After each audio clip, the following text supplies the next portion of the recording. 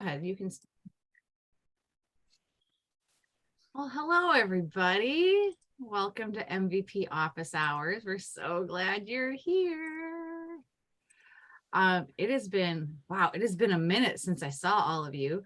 And I'm just so excited to see everybody.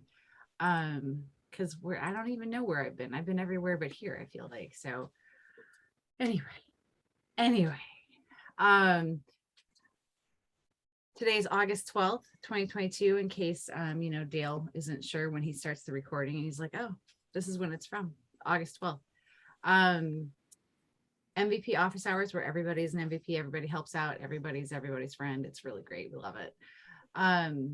We usually meet on the first and third Friday of the month. However, we are off schedule. And the next meeting will be coming up in the next slide, but you can reach Dale and Squire and I at our Twitter handles here. Can I highlight those? There we are. They're there. And you can tweet to at MVP Office Hours also. And then you can see more information on mvpofficehours.info. And you can also reach us at mvpofficehoursus@gmail.com. However, we will encourage you to go to the community group as opposed to the Gmail, because the community group is as you all know, a crowdsourcing sort of thing. And we can all talk about things there. So the community is your friend. Please hit us up on the community first, and then the other channels after if you need some additional help. So our next call, like I promise, is 8/26, August 26th. That's Friday. And we hope to see everybody there. Register early, register your friends, all that good stuff. Welcome to everybody, all current and future MVPs, because we're all MVPs here. We're all like happy to be here. There's Dale. We do ask that everyone participate, share your experience, any insights and recommendations with the group, and feel free to post those links in the chat and resources also. And if you have a question, you can post the question in the chat or raise your hand. Use the little reactions. Virtual meetings are fun. We're getting really good at those. I mean, it's been 2.5 years since the pandemic forced everyone to get good at virtual meetings. But MVP Office Hours has been virtual for a really long time. How long has it been, Dale, Squire? A long time. It's been over 100 episodes. It's been 224 episodes since this one, multiplied by every 2 weeks. So yeah, there you go. 224 episodes worth of virtual meetings here on MVP Office Hours. So use those reactions. We do recommend sharing your screen. However, please do not share any of your company's data, any private data, or something that shouldn't be posted on YouTube for everybody to see in a public way. Because also remember, we're recording the session. So if you can't be recorded, you should probably check us out on the recording later. Registration can be next time, bit.ly/MVPOH. Recordings are available in the community and Twitter and YouTube. And then we do have our favorite hashtags: Problem Solve Together, Community Learner, and MVPOH. All right, let's see. We have some upcoming Dreaming events. Did anyone go to Dreaming events in the last month? Me too. I saw all of you. I saw all you ladies. Coming up, we've got Pack Dreamin' in Pakistan. We've got Mile High Dreamin' in Denver. We've got North Africa Dreamin' in Morocco, and Florida Dreamin' in Orlando. And then the biggest dreaming event, Dreamforce, in September. So if you're going to be there, find me, say hi. I'd love to see you. I just got to book my flight this morning. I'm very excited. Crossing my finger that everyone can stay healthy so that I can go and not be ridiculous about the whole thing. All right. Everybody here should be part of a Trailblazer group, even if it's just MVP Office Hours Trailblazer group. But also join your local group. Sign up for those meeting invites also. And then is that QuipDoc still working, Squire, do you think? I haven't tried to open it in forever, so maybe. I'm not going to click on that link right now. I'm not going to. I think now it just tries to sell you toothbrushes.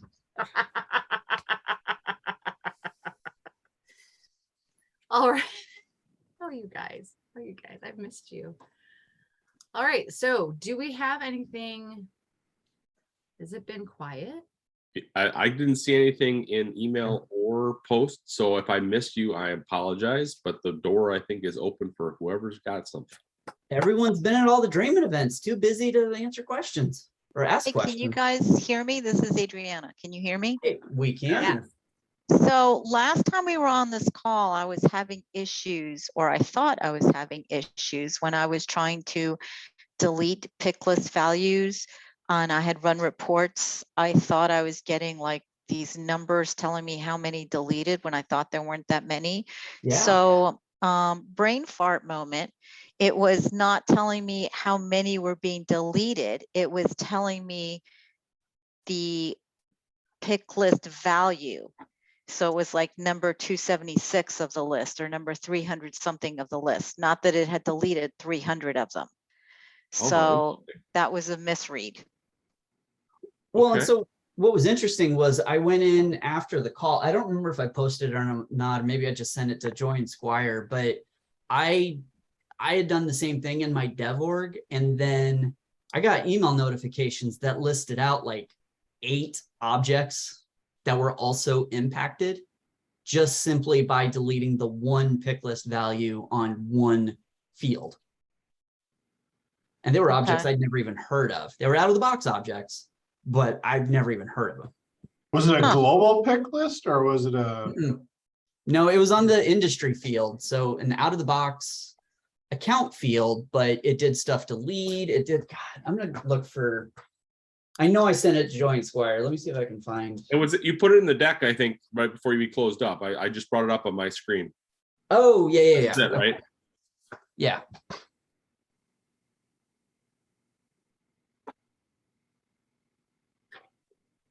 I am sharing, but I'm not sure if everybody's seeing it.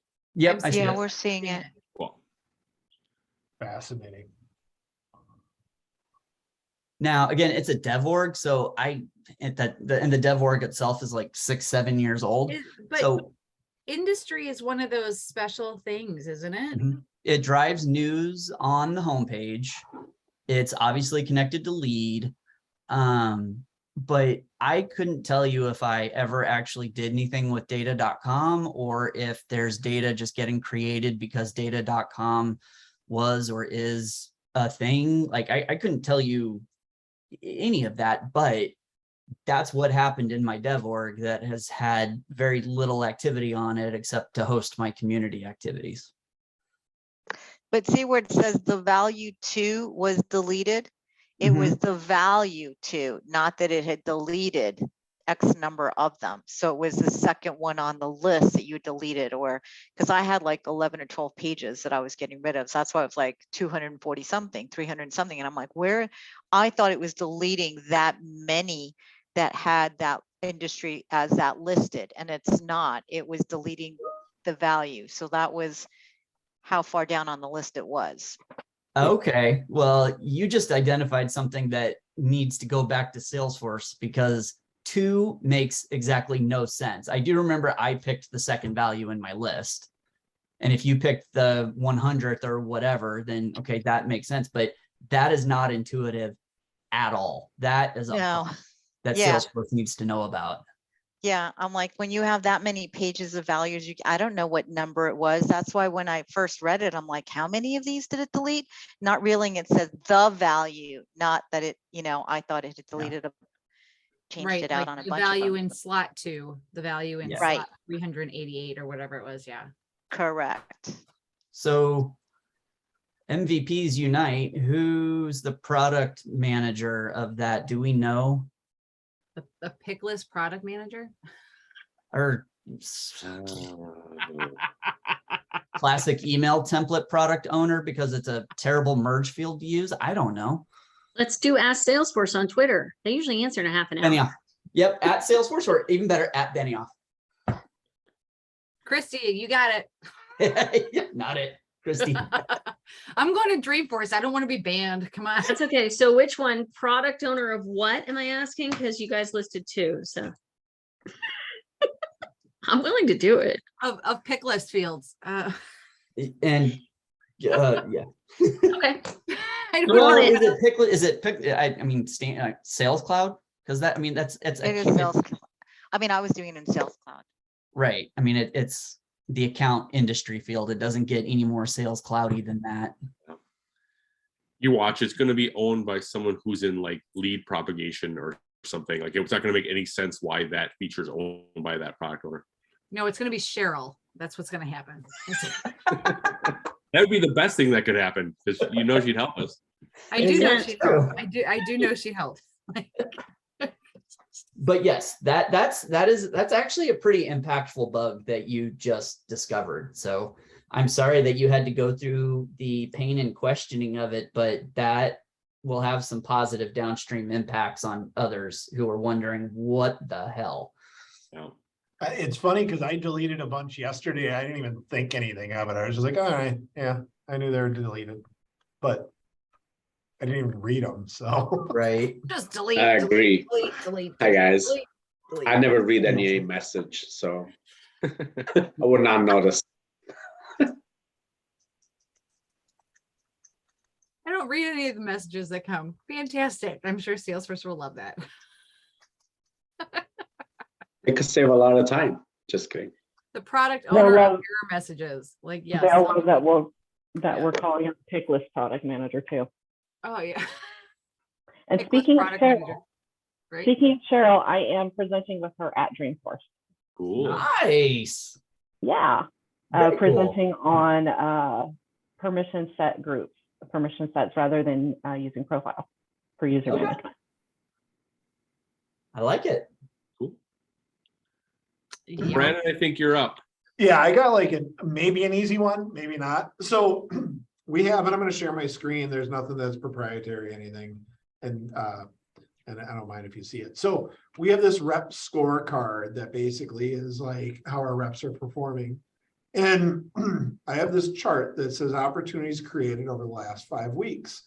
And you can see that this rep on certain weeks has not created opportunities. And it sounds dumb, but is there a way to create a report or a set of reports that pull in null data or no data without creating like another tracking object to put behind it to display those dates? I tried a joined report and that really didn't work. If anybody can think of a good solution, I'd be So- thrilled. So what you're looking for is that gap week, right? Is Yep. the week between the 9th and the 24th. Just shows 0 here and 0 and yep. So depending on how you want to report on it, have you used the cross filter with or without child object records?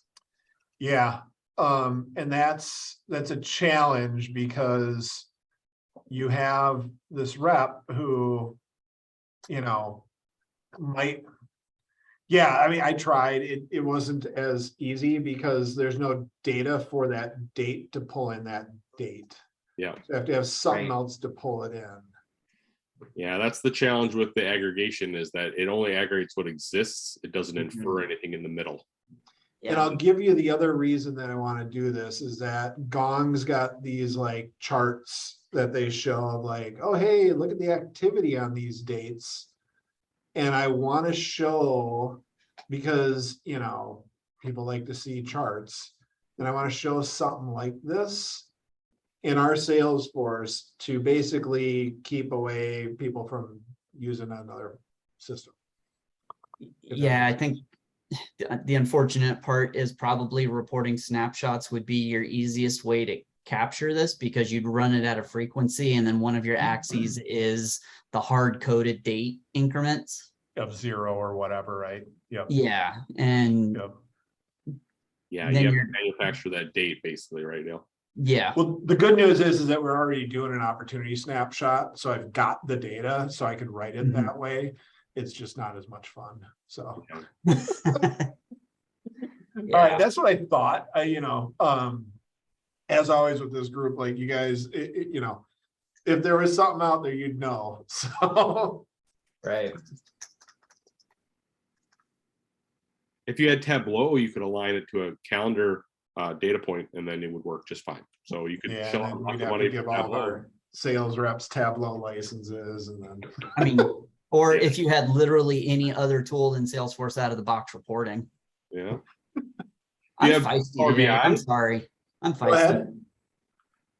ahead. Do you have Power BI? As just a tool, or I Yeah. mean, we've got Excel, but not Power BI. Well, I ask because I know Power BI has those connectors that kind of can do the same sort of thing and can manufacture that axis.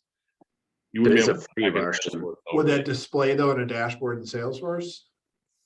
It'd probably be just as much work to come up with another solution. So I Right. Is the requirement that it has to be shown in Salesforce? Yeah, I just like to keep our reps in there from going Right. to like a third party. It's more for them to look at it on a daily, weekly, monthly basis and for one-on-ones. So, Of course, I'm going to put on my BA hat here and ask, why does the number of opportunities created matter when there legitimately may not have been any opportunities that week, or rep is focusing on 2 very big opportunities that occupied all their time? Like, why is that such an important metric to be captured when it is so subjective and fluid? yeah, I mean, just to show, I mean, on average, our reps need to be doing 2 per week in order for us to hit our metrics. And if they aren't creating pipeline, then of course we go to the other activities, like how many calls are you making? How many demos are you doing? So. I'll say in my experience, when sales management folks are looking at charts like this, if they're used to seeing that 5 weeks, they want to see the 5 things. Yeah, So if it's 0, they'll address it. If it's 0, that's fine, they'll address it. But they're like, there should be 5 things here. Why does this look weird? And now I've got to like read the dates at the bottom. Yeah, Right. like sold to quota, right? Like it's really easy to be like, hey, you started January off and then you tailed off. Are you picking up? Yep. Which is great because this is based off of the quotas. And so you can see he didn't sell anything this month, so. Or she, forget who it was. Right. Again, I get what you're saying from a BA perspective. I'm too. perpetually feisty that I would challenge, like, that's a very old school metric to go by. Like, we're not looking at the right things here, but no, I get what you're trying to solve for. I It's get it. funnel management and activity management and stuff, right? I mean, if you're hitting your number at a top level, we don't care. Right. So. Yeah, all right, that's good though. I like the idea of using the snapshots. That's Yeah, I probably, mean, it keeps you within mostly out of the box standard-ish functionality. You don't have to develop anything except the object and the time to run it. But yeah. well, and if need be, I can go back and then mass update historical stuff on that too, which is a good idea. So I appreciate Yeah. it. just a side note. I mean, personally, I think snapshots are really like undervalued, right? They always kind of feel like the last thing you get to, but they always, like when they solve a problem, they solve the problem so well. I kind of wish snapshots were more visible to admins as like a tool from the very beginning versus, oh crap, we could have done that. Well, I will say though, with snapshots, you can say, oh crap, we should have done that, and you can go fix it. True. Right. You Well, you and- can go populate that that snapshot if you absolutely have to Mhm.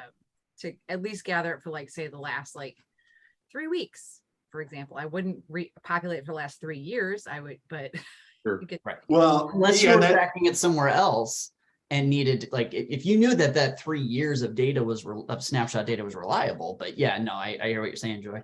You bring up a good point though, too, because we've had that with like forecast data on opportunities. And if you're not taking that snapshot, the historical data, I think, only goes back 3 months to get to the data. And if you want, we changed how we track our revenue.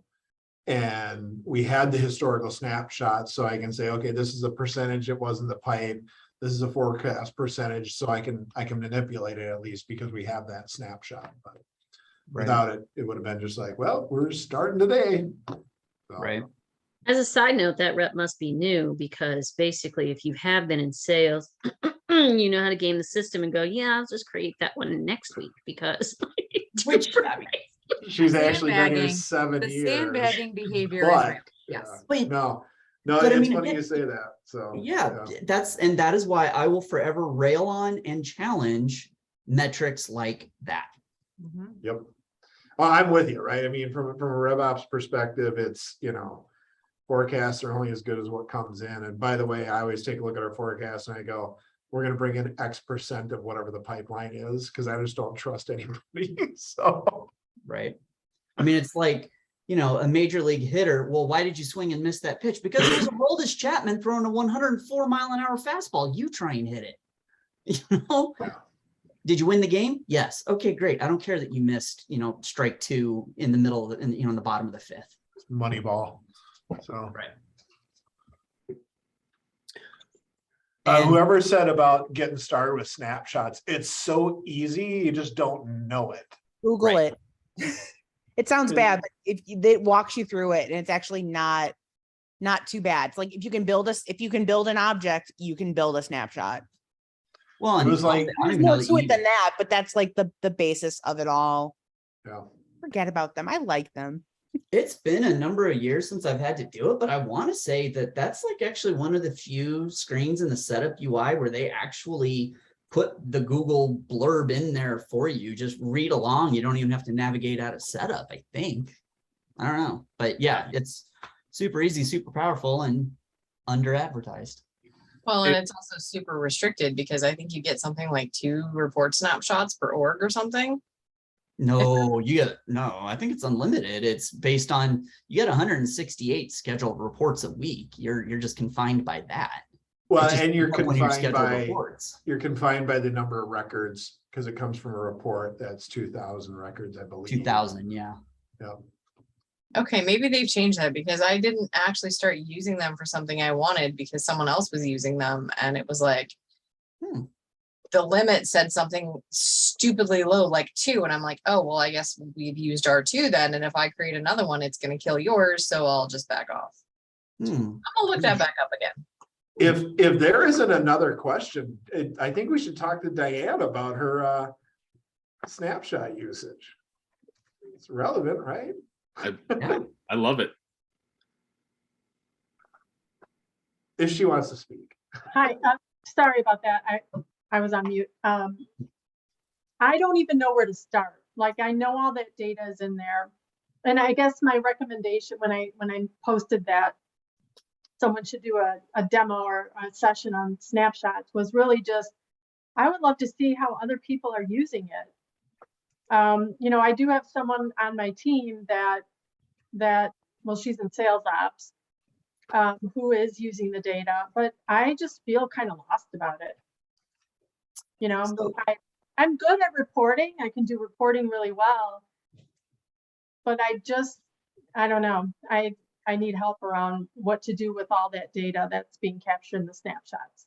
I can show mine if you guys want, unless somebody else has a better example that we have. Well, I mean, just to make sure, because I think we're going real fast. Like, let's talk about like, why do you snapshot before you even display anything? Like, holistically speaking, because I think that's the gap, right? Is like, I think most admins, you'd have to know snapshot to pass the admin 1 cert, I think, if I remember everything. But like, if you don't have a use case, then it doesn't make any sense about why to do it. So would you want to start there, Brandon? Yeah. So one of the things that we always have a hard time with is knowing where our pipeline was last week, the week before, the week after that, where it was 3 months, and like what deals have moved in a week-to-week basis, because the historical reports might not show us what we want, but also we want a summary of what the pipeline was, and getting to those reports and knowing the data, especially because we use a custom calculation for annual recurring revenue, it was just very difficult. So and I'll just share. So what we have, you'll learn more about our company by seeing this. And I don't care, it's fine. So one of the dashboards we have specifically is this one, which is our weighted pipeline over time. And it is from the snapshot. And the date at the bottom of this chart, and I'll get into the data of it actually, but the date at the bottom of the chart is the snapshot date. And so it gives you at this date and time, all of the deals that are at a 25% probability. So to say it back to you, Brandon, the idea Yeah. being that the data you're reporting on or need to report on is constantly in flux, right? I mean, that's your pipeline. You're hoping they're closing, you're hoping you're building new. So if I run it today and I run it tomorrow, I can't run it for yesterday anymore, right? Correct. Yep. So, and that doesn't have to be for opportunity pipeline. It could be for anything. It's like, if I want to get a number today and remember it, or not even a number, a series of numbers aggregated and stored for perpetuity, that's your use case, right? That's what I posted in the chat, but that's what we did for NPS at an org I was in. So we would collect every month, we'd collect net promoter scores, and we needed to see, I don't remember how it was done. I just know we used it if it was like a rolling 3 months.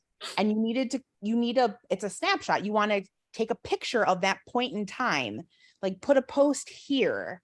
And that's where snapshots come in. So you can see like week over week or month over month,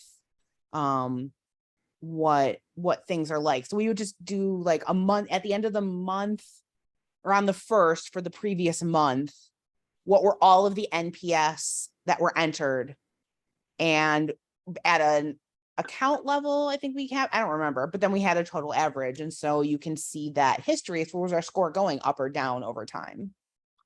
Yeah, so like here's the history on this opportunity. So it was created in October 25th, or at least that was when the snapshot took a picture of it.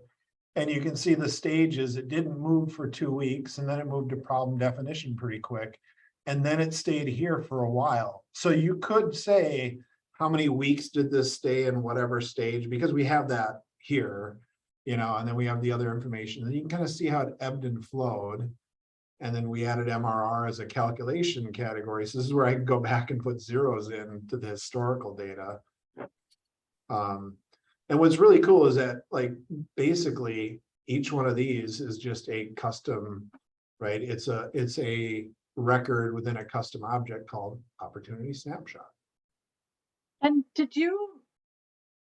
was anybody that's on the call, were you able to convince your org to avoid like subscribing to like an Insight Squared or Clary as a result of putting the snapshot in place?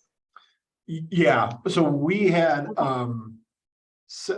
had one of our founders that was one of the kind of board members say, like, you got to use Clary. It's so great. You gotta, and then we also had several other people like Gong has a forecast feature. And they're like, you gotta subscribe to this because the forecast stuff is going to tell you what's going to come in and where it moved. And I'm like, we have all that data. I can surface it to you. We can put it in a report. The question is that what's another, $45 a user or whatever per year going to do for us? Forecasting isn't our problem. These are other problems.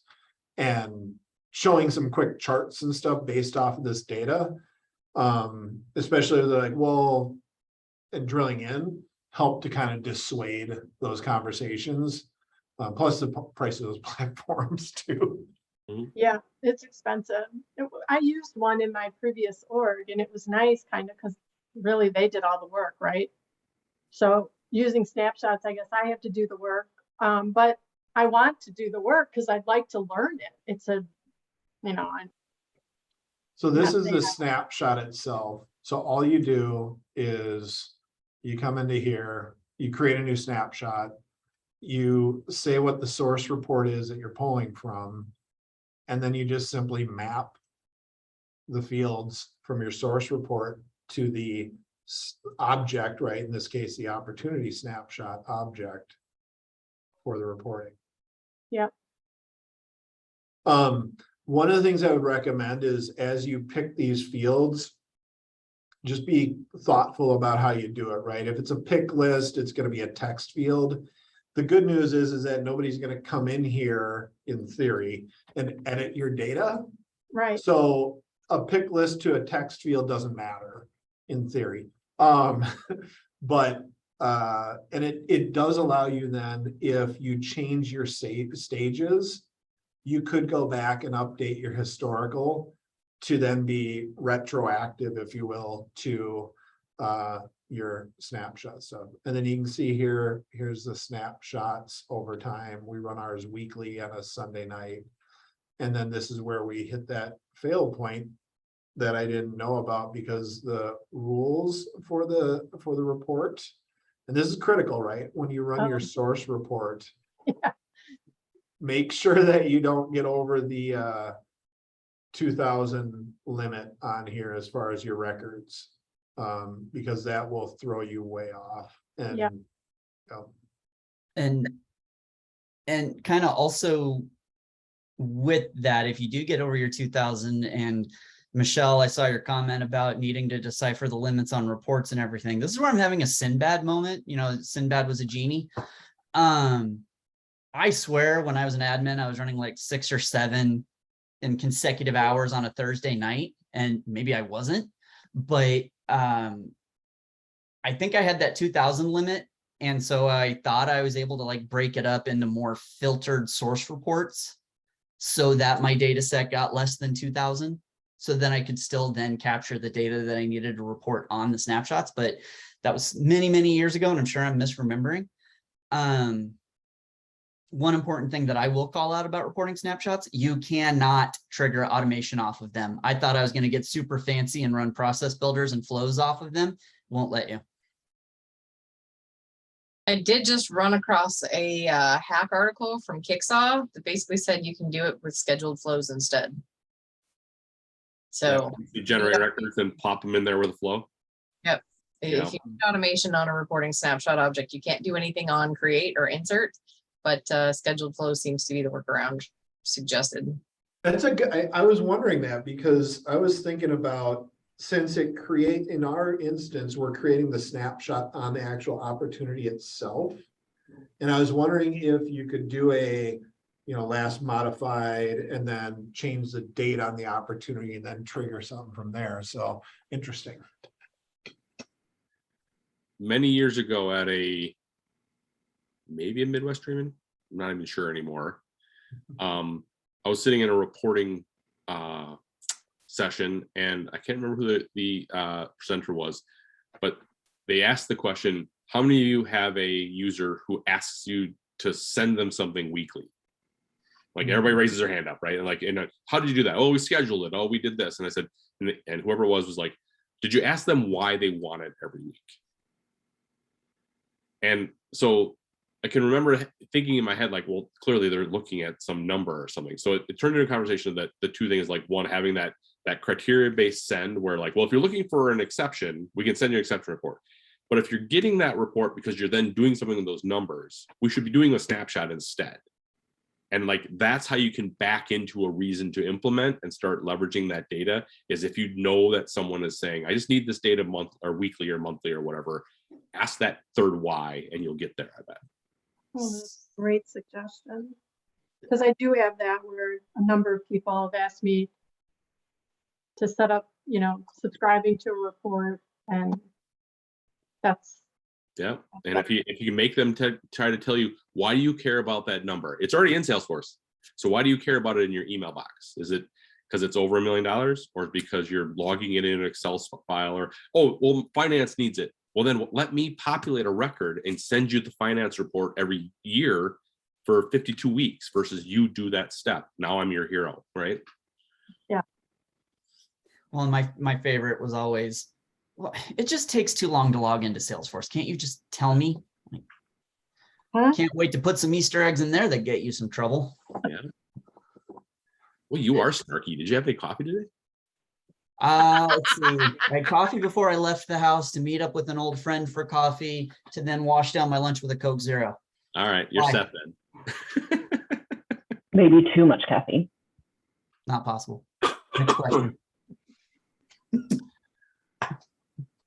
Any more questions about snapshots? That was good. That was great. Hey, Squire, Yeah. you're my hero too. Ah, thanks. Did you ever know that you're mine? And Dale, you totally came through for me this week too. So thank you. I did. You did. Yeah. Like, how do I literally like, what is it? The help bubbles. Oh yeah. Help Yeah. bubbles in the community. I was like, I can't even search for this because I put help in the search and I can't get anything. Sure. I think that's a really valuable bit of info. Share that. Yeah, so this week I was just confirming a suspicion, but like if you put help text on a field, your internal users can see it, but can your portal external users see it also? And Dale came through with a, oh yeah, they can. But I couldn't confirm or deny it through like the Google, because the Google was like, oh, you want Salesforce help? And I'm like, no, I don't. I want help text. I want to know about help text bubbles. I don't want help. Like, So I learned this. So I here's learned what this I'm- today. Quotation marks around the whole phrase, right? Yes. really not helpful. Thank well, you. here's what I'm picturing. You Google Salesforce help, and then you have 18 sales reps out of the Salesforce Chicago office calling you, asking you if you're interested in Salesforce. What are you talking? Calling me? They knock on my door, Dale. Like, Oh, okay. Well, like they show up, and I'm like, no. That's not what I mean. And I'm like, oh, community help. Nope, not what I mean either. Damn it. So it was just this like thing. And Right. one of the acceptance criterias that like I came across this week was portal users should not see help text. And I was like, why not? I mean, what do you like, mean? like we're not putting trade secrets in help text. It's literally Well, like but defining. Yeah, I know. if you think about it over the evolution of a Salesforce org, very few orgs are stood up at the exact same time as their community. And help text is already an underappreciated feature, but when it is implemented, it's often forgotten about. That then like you get help text bubbles that say, because customers are dumb. Hey, guess what? We just put it on our portal. Customers are dumb.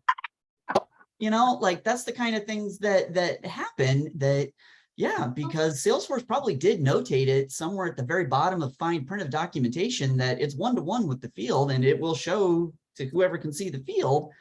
And nobody does any documentation to know that this field was populated with this help text, because it's also Right. not super easy to get to No. in the setup UI. You have to actually dig into the field to see it. It's not So- listed. oh, look in at this. there. Michelle's throwing around help. Shut up, Michelle.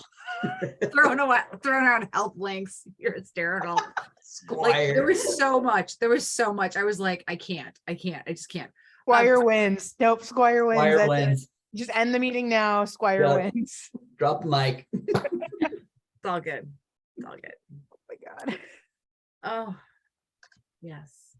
Field level help. Is that the term? Thank you. Michelle, I love you to death. That's like because the I will tell equivalent of you your versus your or their That, versus. that field level help is not in the UI when I'm doing the things. So cool. The workaround that I have in the back of my head when the business comes back to me and says they can't see the help text, but we need the help text for the internal user, is like, great, we're going to have parallel formula fields. Fantastic. Yeah. Oh my Can God. you just hide that with Or a custom UI where you like hard code the field in there that then, yeah. Yep.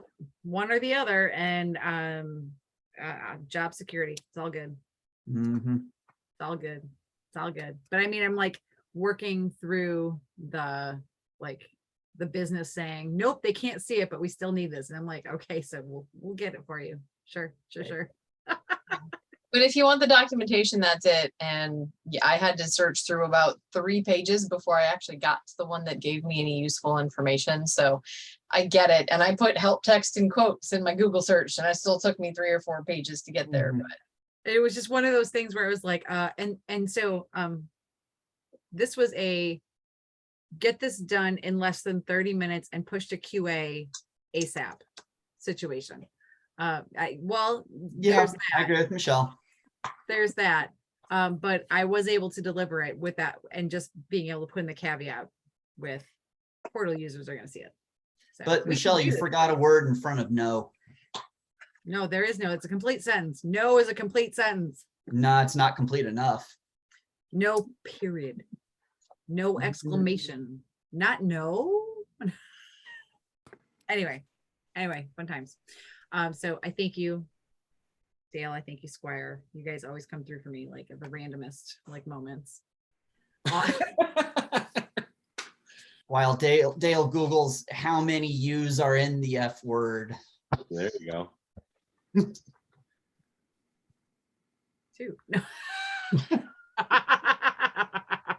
Whenever I spell it Anyway, out, it has like what- 37 in it. Yeah, do we have any other questions? Do we have any other like, any like successes that you've come about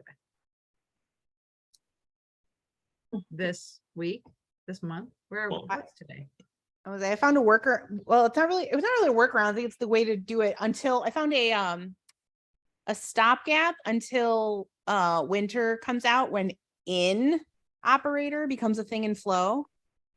So we're using high velocity sales, and I want to stop a record from re-entering a cadence if it's already been in a cadence. So I'm like, how? I was like, I have a collection of the cadences it's been in, and I'm like, how do I don't like, no, is this ID in this collection? So it's just a loop. It's not just, it's a loop with a decision. Yes, if it's in it, kick it out, go end the flow or something. And if it's not, check the next one. So that was like, okay. I didn't come up with it. My coworker did, in terms of helping me like process how to get around this. But I was proud of myself for being aware enough to know that I only have to wait until winter. Well, that's a good one. That's a good one. High velocity sales is An adventure. special. It's an adventure. I don't own a lot of the like actually creating the cadences, which is probably a good thing because they're gnarly, because just part of our processes.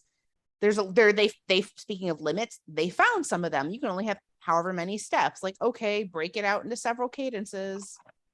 It would be good if it wasn't just like, if it was more flow-ish, where it wasn't just like a binary yes or no, you had a meaningful connection. Like, hopefully, eventually, maybe, possibly. So there is an alternative way I've solved this. I don't know that it will work for your particular scenario though. So I'm gonna throw it out just in case, and then tell me no. I actually did one where I wanted to basically deduplicate a list, but they weren't existing. So basically when I went through it, the first thing I did was I deleted any versions of my current item from the collection and then added it. So if it was in there before, take it out and add it back. But again, those were net new. It was basically emails that I was trying to put in. So I don't know if that would work if they've already been in a cadence. If you deleted them out, that would completely screw up whatever a cadence is doing. But that might be an alternative that saves you from having to loop. Yeah, I don't know. I think that, like I said, it sounds like that. Not that sounds like more trouble than it's worth in terms of my like loop. It's like one little loop with a decision. It's a cute little thing. There's a field that says the current cadence that it's in. I don't know if it's accessible. Right, but I don't want to just check if it's in the current cadence. I want to check it so it doesn't go. Our processes are interesting in that because there's ones where it may kick it back. It may just be based on the criteria that we have. It may kick it back into what we call like the active pipeline cadence. And Oh, so you've got multiple cadences, so you have to kind of right. So I don't want it to go back if it sets it. Like, they can go in manually, but this is from somebody else. One of the team members said in a past life he worked with high velocity sales, and if you try to use automation to re-put something into the same cadence, like again, it's like 2 cadences ago, it causes problems. So I'm like, okay, let's stop that. Then we should stop that from happening. Well, because it would have been stored as a target already within that cadence. Yeah. So it's like, don't go back to that cadence. But again, they can put it in manually and it should be okay. But using automation to do it potentially breaks things. So I'm going to share an epiphany that I had with high velocity that I didn't really realize. that, so the sales cadence tasks are not tasks. They are more like to-dos, which is why they don't like show up in activity reports. And I didn't really figure that out. Does that make sense to anybody? Has anybody run across it?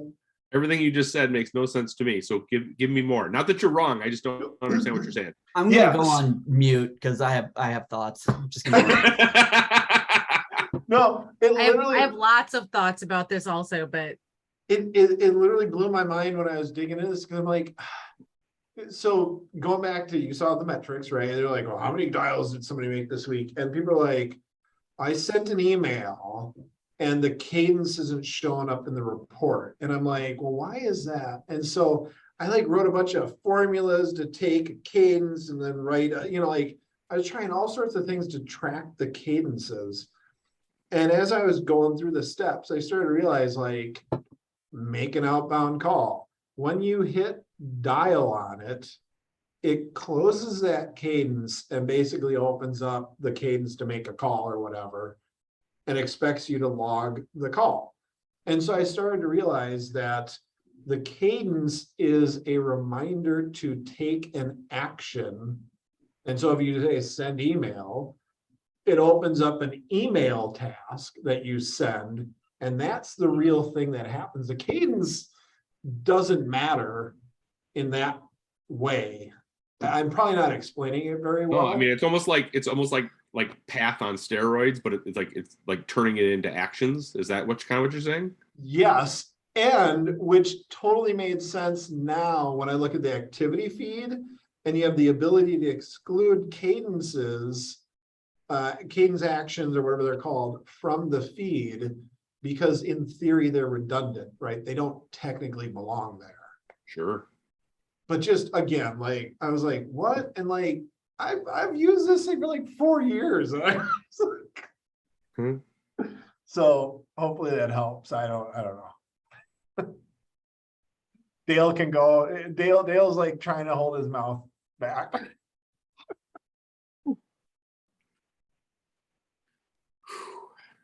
Can I answer Ernesto's question?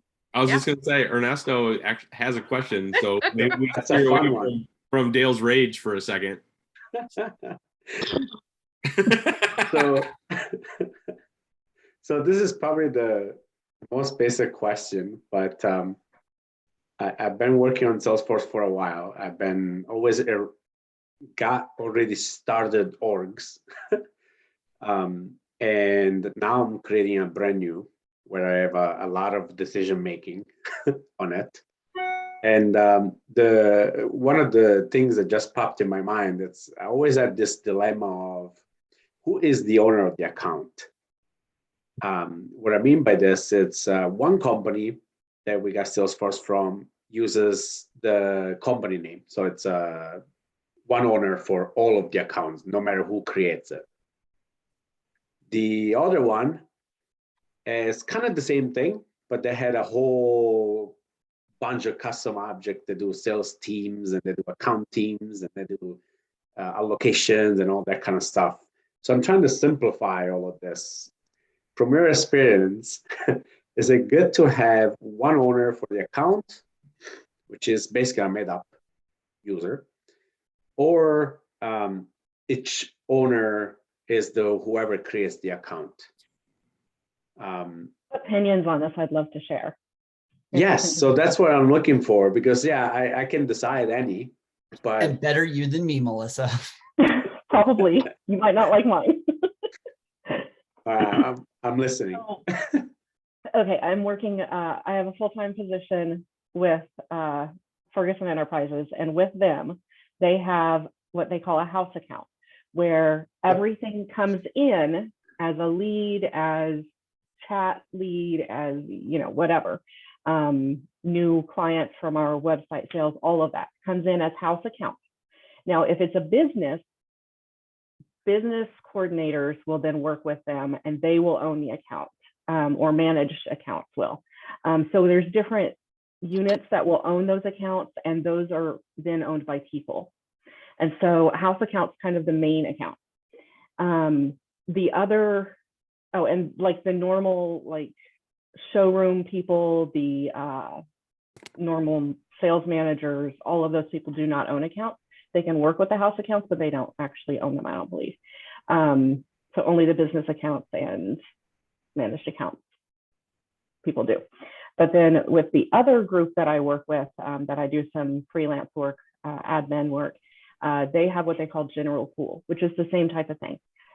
Everything goes into that, and then they can pick and choose to work with the accounts from that. So we do have that. Yes, grinding teeth. Not at you, I have just this not topic had in general, before. not at you. Right. I know. I have not Use had for this accounts, before, yay! but now I get it, and I kind of like it because of how they're using it. That doesn't mean it should always be used that way, but I like the use case that they are using it for. Well, and it sounds like your process has good guardrails around it. It has some data governance. It had some thought put into it. A lot. That then gets it. It makes it easy to enforce or easy for the humans providing the information to know what to do with it in terms of assigning and what it means and all of that. So I 100% agree with that. And I think it's awesome that we have someone who's in an org that actually gets to benefit from that, like you, like, awesome. Well, and also the smaller one I work with that I just do the freelance work with, much smaller. They have 10 users total in Salesforce. So they're picking and choosing from that general pool is totally different use case than our big house account with Ferguson. Do you have rules in place then that who can take whatever account? Because we had that where it was basically open sales, and then reps would just hoard certain accounts. Then people would be like, "You didn't call them for like 6 months. I want to call them." Yep, absolutely. In fact, if they have to be under certain profiles, or have whatever it is, attributes that we're using for that. There's validation rules for who can own them. And then if they have no contact with them within, say, 3 months, it automatically falls back to house account. Interesting.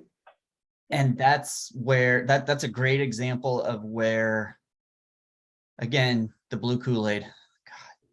The blue Kool-Aid. Salesforce just says, yeah, you turn it on, you put your data in, and it's super easy. No, you still need intervention from a data governance team, from an overall enterprise architecture to understand, okay, if these accounts are in your CRM, what do they mean? Who can do what with them? What does ownership mean? Like all of those things that never fully get vetted out. And it creates a huge mess. If there are no rules around the account, which includes account owner and a definition of what ownership means, not just who it is, the whole CRM goes south super quick because it's either working or it's wild, wild west, and good luck admin. And I will add to that, there are definitely issues with ownership and parent-child ownership, contact ownership versus account ownership, stuff like that. We're always working through those things. I even have a ticket on one right now. So those things don't go away, but it is a constant process. And I'm talking about, I have that 10-person org, but I've got a 4,500-person org. Two totally different things. Yeah.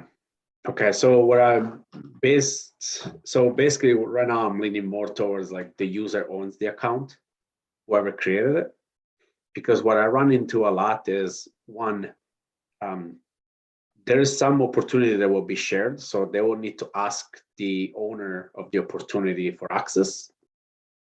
Two, if you want to be on the same account, you need to be part of the account team. And now with the ownership of one person, I have that person really giving access to who needs access. So I don't have to deal with that. Because like today, what also I get is this rep goes, well, I'm working on this account, I need access. Well, okay, let me add you to the account team. Great, but now I have the issue of like, I'm creating a new org, I'm combining two. And now who's the ownership of, I have so many duplicates. Mhm. So we have, accounts like P&G and those big companies where there's like 30 locations. They're all called P&G. They have different addresses. No one is the owner. Now we have 10 people on the account team. Now I have to reach out to 10 people to figure out, well, which one is a duplicate, which one is right, and all of that. So yeah, so I'm going back and forth. That's why I asked, actually, I didn't even know I had this question when I joined. But I was just thinking about, what is something that I can ask easily? With the duplicates, we've had that issue as well with who owns them and the duplicates. Yeah. So we have it so that only the managers can combine or merge the duplicates, so that hopefully, and we've got really strict rules on that as well.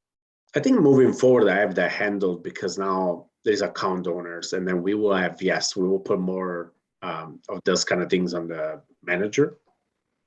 But yeah, so I just wanted to see what the cases and opinions are there before I make the decision. Because yeah, like I said, it's right now I've been managing a lot with the account team, which is kind of easy. It's not that bad. But it's nice to have a owner where you go and say, hey, John, this is your account. You're sharing with Steve and the other person, but now, hey, is the data correct? At least I have this guy that I go to first. Versus is the company name, and now I have to figure out, I have to ask 3 people. One of them never worked on this. They just happened to be on the account team, or they have an opportunity from 5 years ago. So that's what I'm trying to eliminate. Right. This.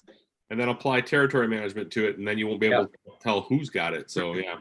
Well, or, you bring up the example of P&G. What if, P&G is one client, and then so is M&M Mars, and they, as individual corporations, have themselves aligned considerably differently that you're trying to fit into your CRM structure. There's just so many weird variables into all of it. Well, and you didn't even talk about contact ownership, right? Well, yeah. Contact owner. Yeah. Contact owner, it's for me, it's settled. It's whoever creates it. Oh, good. Well, except that depending on how you get your sharing set up, that might grant access to the account that you just decided they're not supposed to have access to through hand sharing. Right. Also, Yeah, consider what happens when someone leaves the company. Right. Yeah. I mean, it's so much oil and water between business process and IT requirements and all of that. Like it's yeah. Oh, we're done. Brandon, you mentioned that the account owner is the one who can change the owner. We had a similar process in place at one of my former companies, but they could also send that up to the chain to their manager and be like, hey, I need this account. But part of that template was that they were copying the account owner in the request. That's how it's going to work. Yeah. Right. Because it's all going to come back. Like it's all going to come together. And we actually got to a point where we leveraged Chatter, so that it was all like very transparent. Like if you want an account, you can ask for it, but we're going to put this out there for everybody to see. Yeah, we actually had a scheduled report that went out every Friday of every account that changed hands, because we would have reps that were like, I'm going to be quitting soon, and I've got a couple of these accounts that I think you really would like, so I'm just going to give them to you. And then that's not how that works. That's not how that works. So happy fun like ending point here, but we are at top of the hour. We're at 2:00. So y'all need to go like finish off your workday or go to your weekend, have your thing, do your stuff, have your afternoon snack, whatever it is you're gonna do. But I think automation hour just kicked off too, and that's where Michelle ducked out too. But Sarah's going too, I can tell. And Melissa and Katie and Squire. So we do know our next call is 2 weeks from today on the 26th. September is still TBD, but is definitely the 26th. Yep. So thank you, everyone. Y'all in 2 weeks, 3 weeks. Thank 2 you. weeks. Love you all. 26th. Bye, friends. Bye.